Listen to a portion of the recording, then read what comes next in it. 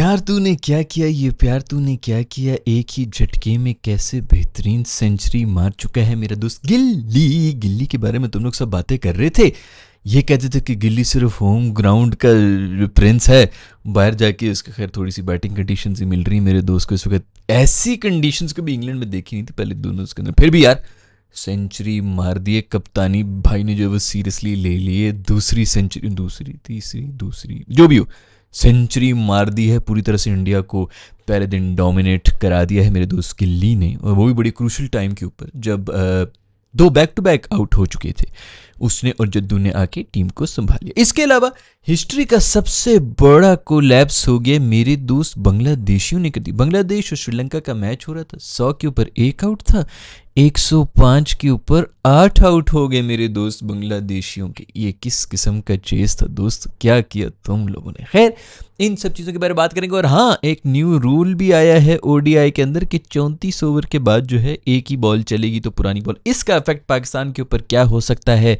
Middle order जो batters हैं उनके ऊपर क्या हो सकता है, इस सब के बारे में आज की इस जबरदस्त किस्म की एपिसोड में बात होगी। तो चलो भाई, सबसे पहले तो गिल्ली की सेंचुरी के बारे में बात करनी चाहिए। बेहतरीन इंडिया और इंग्लैंड का टेस्ट मैच हो रहा है, उसके अंदर पहला दिन था जिसके अंदर गिल्ली मेरे दोस्त गिल ने 100 रन मार के नॉट आउट, नापैद खड़ा हुआ है। ये हिंदी के अंदर कहते हैं, आई डोंट इवन नो, 100 पे नापाद, इस तरह जो भी है, पाद खड़े में हैं वो। और उसके अलावा जद्दू मेरे दोस्त भी खड़े हैं, 5 आउट हैं, 2 ऊपर तले आउट हो गए थे 200 के ऊपर इनके, अचानक 210 के ऊपर हमें 3 आउट थे और अगले 2 ओवर के अंदर ही 2 आउट हो गए। तो उसके बाद जडेजा आया, शुभमन गिल तो वैसे ही खड़ा हुआ था, उसने भी जबरदस्त किस्म की इनिंग्स खेली। शुभमन गिल ने ना सिर्फ एंड के अंदर अच्छी खेली बल्कि शुरू में जब जस्सी के साथ भी आया हुआ था तब प्रॉपर टेस्ट इनिंग्स खेल रहा था। बहुत से लोगों को शायद बुरी भी लगे कि बहुत स्लो हो गया, ये हो गया, वो हो गया। मेरा ख्याल में बिल्कुल ठीक टेस्ट के यही होता है, 1.5 से 2 दिन आपने बैटिंग करनी होती है, सिर्फ ये तो नहीं कि बस आपने जो है फौरन T20 है थोड़ी चला। दूसरा वैसे भी जसवाल जो है वो अपनी शॉट्स वगैरह खेलता है, तो गिल ने बहुत ही अच्छी इनिंग्स खेली। माइंड यू भाई, सबसे बड़ी बात यह है कि गिल एक तो कप्तान है, और कप्तान भी यार ऐसी टीम का है जो कि कदरे न्यू टीम है, कोई सीनियर नहीं है, कोहली नहीं है, शर्मा नहीं है इस किस्म के, आज तो बल्कि बुमराह भी नहीं था, तो जितने भी सीनियर्स हैं वो नहीं है। उसके बाद इंग्लैंड में आके इस किस्म की परफॉर्मेंस देना, और वो भी कप्तान बन के, सारी रिस्पॉन्सिबिलिटी मेरे दोस्त गिल के ऊपर आई हुई थी और उसने पूरी तरह से उसका जो है पालन भी किया है। पिछली जो मैच था उसके अंदर भी इंडिया काफ़ी हद तक मेरा ख्याल में फील्डिंग वजह से हार गया था, अदरवाइज इंडिया जो है वो टोटल कमांड में था। इतने कैचेस कोई 5-6 उन्होंने ड्रॉप किए थे। इस दफ़ा भी अगर कैचेस पकड़ लें तो इंडिया मेरे ख्याल में बिल्कुल गेम में आ चुका है। कार्स नमी एक बॉलर है जिसने कुछ बदतमीजी भी की थी गिल के साथ, जबान दिखा रहा है, उंगली भी दिखा रहा था, पता नहीं उसको जो है रनअप पे ही भागते हुए उसकी कंसंट्रेशन ख़राब करने की कोशिश की थी।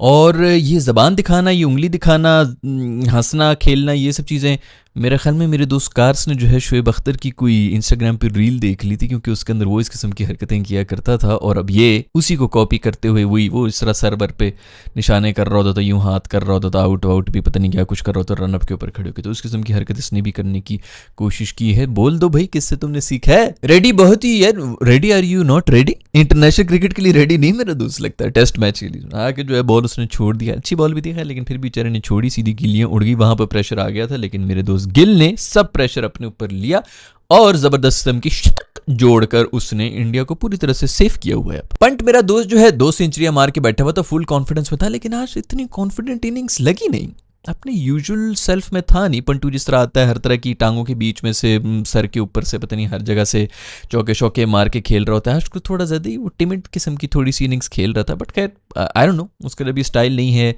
मेरा ख्याल में, तो ठीक है यार, टेस्ट मैच को इसी तरह खेलना चाहिए, बट स्टिल कुछ ऑफ सा लगा, शायद कुछ चल रहा है, किसी बात से शायद नाराज़ है, गौतम गंभीर से कोई फड्डा हो गया, या सुनील गावस्कर ने आते आते जो है वो सुनील गावस्कर बड़ा तेज़ है, मुंह के ऊपर वो, उसको पता है जब मैं कैमरे में आ रहा हूँ तो वो फिर भी हरकतें करता है, वो वैसे वो पूरी फापा कुट नहीं है, उसने जरूर उसके कान के अंदर कोई ना कोई बात कर दी होगी, कोई इसको जो है ना वो फैट शेमिंग की है, कुछ किया है। मूड ऑफ था मेरे दोस्त पंटू का, ये खबर आएगी बाद में। टीम के बारे में बड़ी बातें हो रही थी, टीम अभी मुझे भी ये लग रहा है कि यार बहुत ज़्यादा ऑलराउंडर्स खिलाए हैं। कोहली वगैरह के टाइम में यही होता था यार, कोहली जो सबसे बेहतरीन मेरे ख्याल में इंडिया का जो रीसेंट टाइम्स के अंदर टेस्ट कैप्टन रहा है, 5 बैटर्स, 1 कीपर, 5 बॉलर्स, क्योंकि आपने टेस्ट मैच 20 आउट करके जीतना होता है, 5 दिन बैटिंग करके आप नहीं जीत सकते टेस्ट मैच, ड्रॉ ही कर सकते हैं सिर्फ बैटिंग करके। तो बॉलर्स पता नहीं क्यों नहीं डाल रहे हैं। आज ही मुझे यह था कि यार कुलदीप को डालेंगे, अगर बुमराह को नहीं आप डाल रहे हैं, उसको भी नहीं डाला हुआ, उसकी जगह ऑलराउंडर्स भर दिए सारे। वैसे ये है कि टेल बिल्कुल ही जो है वो पैदल हुई हुई थी, और अभी भी ये तो उन्होंने खैर सेंचुरी मार दी, लेकिन टेल में पहुंच चुके हैं। इसके बाद जो है वो अभी भी बैटिंग काफ़ी बड़ी, वॉशिंगटन सुंदर वगैरह आ रहे हैं, तो एक किस्म का वो सेफ तो खेल रहे हैं, लेकिन मुझे फिर भी लगता है कि कोई ना कोई मतलब इस किस्म के बॉलर्स होने चाहिए थे। अभी 3 फुल टाइम बॉलर्स हैं मेरे ख्याल में, और 2-3 ऑलराउंडर हैं, तो 3 ऑलराउंडर थोड़े ज़्यादा हो गए हैं मुझे ये लग रहा है। लेकिन अभी तक तो फिलहाल प्लान उनका ठीक ही चल रहा है, बट मुझे ये लग रहा था कि कुलदीप को डालेंगे। और बुमराह के ऊपर बहुत डिबेट हो रही है कि बुमराह को इतना रेस्ट क्यों दे दिया, ये क्या हो गया। शास्त्री ने बड़ी सही किस्म की बात की, मतलब वैसे तो मैं बताऊंगा कि मेरा क्या ओपिनियन है इसके ऊपर, लेकिन शास्त्री ने बड़ी सही बात की। उसने ये कहा है कि यार 7 दिन का गैप मिला है पहले टेस्ट के बाद, उसके बाद बुमराह को रेस्ट कराना कोई तो समझ नहीं आती। ये जो बात है ना, इसके ऊपर आके मैं भी थोड़ा सो गया कि बाकी यार 7 दिन का रेस्ट मिले। मैं पहला टेस्ट, हाँ 5 दिन तो वो चला ही था, लेकिन ये है कि 7 दिन बड़ा रेस्ट होता है यार एक इंटरनेशनल एथलीट के लिए।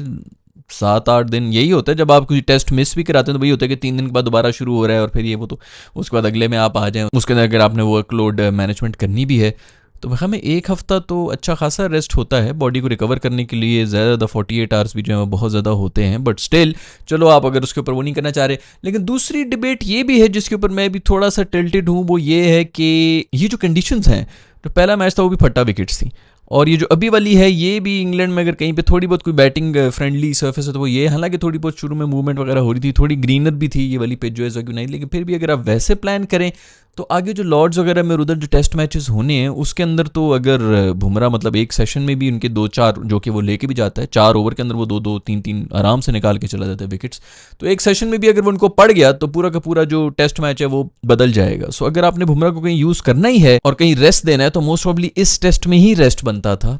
आगे शायद मोस्ट प्रॉब्ली 2 जो टेस्ट होंगे उसके अंदर उसको खिलाएंगे लगातार, और फिर देखेंगे कि अगर तो मतलब ज़रूरत हुई तो फिर आखिरी वाले में भी उसको डालेंगे। लेकिन फिर ये बात भी है कि 1-0 डाउन है, अगर ये वाला इंडिया हार जाता है तो फिर थोड़ा मसला भी बन जाएगा कि 2-0 से फिर वापस आना। यार मेरा ख्याल में दोनों आर्ग्यूमेंट्स हैं, लेकिन शास्त्री की नॉर्मली तो मुझे बातें ठीक ही करता है शास्त्री, मेरा दोस्त जो है एग्रेसिव माइंडसेट भी उसका। लेकिन उसने ये जो बात करी ना कि 7 दिन का गैप, पहले तक तो मुझे यही था कि यार बिल्कुल ठीक है इन कंडीशन के अंदर बुमराह को रेस्ट बनता था, आगे जिसके अंदर वो कंडीशन उसको असिस्ट करेंगी वहाँ पर पूरी तरह से उसको यूज़ करो, जिसके अंदर वो विकेटों पर विकेट निकाले। इधर ज़ाया करने की क्या जरूरत है, जब फिर जो है 400-450 रन बनने लगे इंडिया के, इंग्लैंड भी इसी तरह की करेगा तो 3 दिन 3.5 दिन तो बैटिंग होती रहेगी, आखिरी दिन पर जिसका मूड होगा जो अगर कोलैप्स कर गया तो कर गया, अदरवाइज बॉलिंग के जोर पर मुझे नहीं लगता कि ये वाला टेस्ट मैच बॉलिंग के जोर पे ही खत्म होगा, जो कि बुमराह की स्पेशलिटी भी है। तो अगर उसको अभी रेस्ट दे दी और अगले 2 टेस्ट मैचेस लगातार खिलाएंगे तो मेरे ख्याल में वो एक अच्छा मूव हो सकता है उन कंडीशंस के अंदर जहां पे बुमराह जो है इफेक्टिव भी होगा, ज्यादा इफेक्टिव होगा। बस ये जो 7 दिन वाली बात की ना शास्त्री ने, उसके ऊपर आके थोड़ा सा लगता है कि यार बाकी अब अगला टेस्ट जो है वो 3 दिन के गैप के बाद हो रहा है, तो हाँ अगर अभी इस टेस्ट को अगर वो खेलता 5 दिन और अगर इसी तरह 400-450 रन बन रहे होते तो फिर 2 दिन के बाद दोबारा टेस्ट मैच तो वो नहीं खेल सकता था। तो ये मेरा ख्याल में लॉजिक है बुमराह को साइड पे रखने की, जो कि कहीं ना कहीं लॉजिकल तो है। उसके बाद अगर टर्न 1 हो रहा है जो कि दूसरे तीसरे दिन के बाद अगर हो जाता है एच पैटसन में, तो उसके ऊपर ये है कि जडेजा और ये वॉशिंगटन सुंदर वगैरह भी इफेक्टिव तो हो सकते हैं। तो मेरे ख्याल में ठीक ही है ये जो डिसीजन ली गई है कि बुमराह को थोड़ा सा रेस्ट करा दिया जाए, कोई इतनी भी बुरी नहीं है। और जहाँ तक ये जो ऑलराउंडर्स भर दिए हैं वो कहीं ना कहीं फ़ायदा हो ही रहा है इंडिया का। जो सवाल के बारे में बात करनी पड़ेगी, छोटी बच्ची हो क्या, छोटा सा बच्चा है और बेहतरीन किस्म की एक और इनिंग्स 87 रन की करके चला गया इंग्लैंड में जाके, इस किस्म की इनिंग्स कर रहे हैं। 87 रन बना लिए, इसका मतलब है कि 2 कैचेस तो इसने, ये बैटिंग करते हुए अजीब किस्म का जिन बना होता है, फील्डिंग करते हुए इसके अंगूठे गायब हो जाते हैं दोनों हाथों के। तो अब तो ये बिल्कुल इसने 87 रन भी बना दिए हैं, इसका मतलब है कि 2 विकेटें तो इसको मतलब 2 कैच तो अब ये छोड़ सकता है, लेकिन अगर कैच इसने पकड़ लिए तो मैन ऑफ द मैच बन सकता है। मेरा दोस्त जसवाल थोड़ा सा अजीब आउट हुआ है, इस तरह आउट होना नहीं चाहिए था, वो भी 80s के अंदर आके, लेकिन फिर भी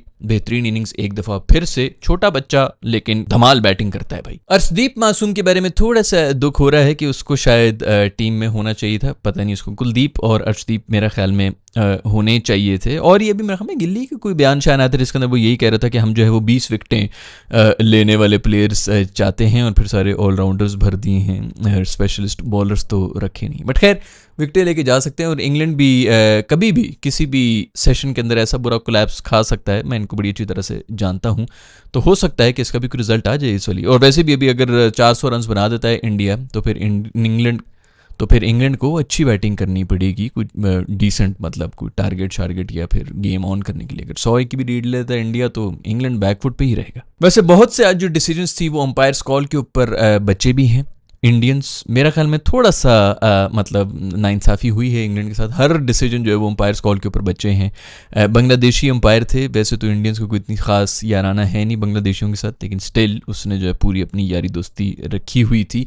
और बहुत से ऐसी क्लोज कॉल्स थी जो कि इंडिया की फेवर में गई। गालिबन 4 ऐसी डिसीजंस थी जो कि अंपायर्स कॉल के ऊपर इंडिया बचा है। अब बात करेंगे बांग्लादेश और श्रीलंका का जो मैच हुआ है। 241 रन बनाए थे श्रीलंका ने, उसके अंदर भी श्रीलंका जो है उसने बेहतरीन किस्म की इनिंग्स खेल दी, एक और सेंचुरी मारी है। पिछले 3 मैचेस के अंदर 2 सेंचुरियां, एक 70 रन मारे थे इसने, कोई ऑस्ट्रेलिया के खिलाफ नॉट आउट था और उससे पहले भी 101 मारे थे इसने ऑस्ट्रेलिया के ओडीआई इनिंग्स की मैं बात कर रहा हूँ। और आज फिर उसने सेंचुरी मार दी जिसकी वजह से 240 तक स्कोर चला गया, वरना हालात थोड़े से ख़राब थे श्रीलंका की भी। लेकिन जो सबसे बड़ी ब्रेकिंग न्यूज़ है वो ये है कि बांग्लादेश 100 के ऊपर 1 आउट थे और 105 के ऊपर 8 आउट हो गए। मतलब 5 रन के ऊपर 8 विकेटें दे बैठे। इतना बड़ा कोलैप्स खा के बांग्लादेश ये मैच हार गया है। आई डोंट नो बांग्लादेश दोस्तों क्या हो रहा है भाई, थोड़ा हिसाब किताब कर लो। ये इतने बड़ा कोलैप्स तो थोड़ा अलार्मिंग हो जाता है।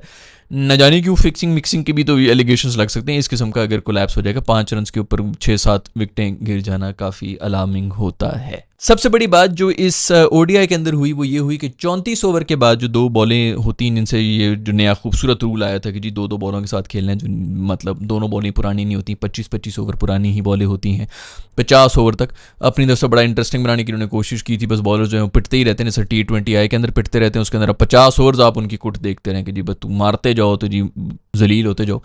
अब वो रूल चेंज हो गया। 34 ओवर्स के बाद जो है एक बॉल आप रखेंगे जो मतलब पुरानी बॉल जो हुई होती उसी को आप फिर यूज़ करेंगे। तो आज वो इम्प्लीमेंट हुआ है वो रूल इस मैच के अंदर, और इससे जो भी आपके मिडिल ऑर्डर के जितने भी बैटर्स होते हैं उनकी परफॉर्मेंस के ऊपर बड़ा फ़र्क आना शुरू हो जाएगा। क्योंकि मिडिल ऑर्डर्स जो स्पेशलाइज्ड किस्म की वो बैटिंग किया करते थे, अब दूसरी तरह के आपको प्लेयर्स चाहिए होंगे, दूसरी तरह की इनिंग्स उनको खेलनी पड़ेगी। थोड़ा सा और मुश्किल कंडीशंस हो जाएंगी अब मिडिल ऑर्डर के लिए। सवाल ये पैदा होता है कि पाकिस्तान के पास तो वैसे ही मिडिल ऑर्डर में कोई नहीं होते थे, अब क्या ये हमारे लिए अच्छा है कि बुरा है? मेरे ख्याल में हमारे लिए अच्छा है, क्योंकि बाकी जितनी भी टीम्स थी उन्होंने तो कोड क्रैक कर लिया था भाई। उनको तो पता था कि हमने क्या करना है, क्या नहीं करना, किस तरह की इनिंग्स खेलनी है। सिर्फ हम लोग ही थे जिनको मिडिल ऑर्डर के ऐसे कोई स्पेशलाइज्ड किस्म के बैटर्स मिल ही नहीं रहे थे। तो मेरे ख्याल में हम तो उसी तरह अब नए तरीके से जो है, जो भी हमारा जो रेलू कट्टा जो भी निज़ाम चल रहा था, हम उसी तरह करेंगे। जो स्पेशलाइज इतने सालों से जो है काम कर रहे थे और आगे फ्यूचर के लिए भी ऐसे मिडिल ऑर्डर स्पेशलिस्ट बैट्समैन बना रहे थे, जो बड़ी बड़ी टीमें जो बड़ी सोचती हैं, उनके लिए मसला बन गया कि अब वो क्या सोचेंगे। हम, मुझे लग रहा है